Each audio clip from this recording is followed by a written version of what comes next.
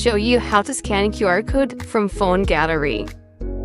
Okay, the first thing that you do is to simply go and open your Google or browser that you have. Then you want to click on distance icon on the right side, and you want to go and click on gallery. Then you want to go and click on the options on the top left corner. Then you want to go and click on picture on the top left corner also. Then you want to go and choose the folder that has the file that you want to scan the QR code from. So I'm going to go for download. Then I will choose the image, and after that it will do a small process of scanning. Then it will show you the link of the website that is actually attached to this QR code. Just click on it and it will redirect you to this link or this website. Now, another solution that you can actually do is to simply use an application. You have this application for the Android barcode scanner, or you can use QRapture QR codes reader on iPhone.